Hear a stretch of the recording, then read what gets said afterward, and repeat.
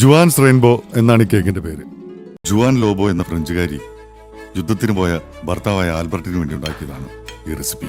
Strawberry കൊണ്ടാണ് Juan ആദ്യ ദിവസം കേക്ക് ഉണ്ടാക്കിയത്. യുദ്ധം അവസാനിച്ചില്ല. വരാമെന്ന് പറഞ്ഞ ദിവസം ആൽബർട്ട് വന്നില്ല. പിറ്റേന്ന് ജുവാൻ ഒരു പിസ്താ കേക്ക് ഉണ്ടാക്കി ആൽബർട്ടിനെ കാത്തിരുന്നു. പിസ്താ കേക്കിൽ റമ്മിൽ ഒരു 4 മണിക്കൂറെങ്കിലും മുക്കി വെച്ചിട്ടുള്ള ഉണക്കുമന്തിരി ഇന്തപ്പോഴും എന്തെങ്കിലും ചേർന്നു.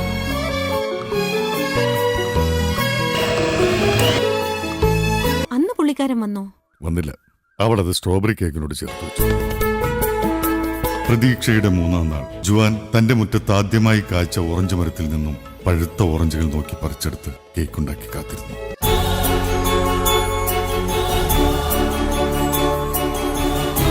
പക്ഷേ അന്നും യുദ്ധം അവസാനിച്ചില്ല. 3 ദിവസത്തെ കാത്തിരിപ്പിനൊടുവിൽ അവൾക്ക് ഏറ്റവും ഇഷ്ടപ്പെട്ട ചോക്ലേറ്റുകളുമായി ആൽബർട്ട് വന്നു.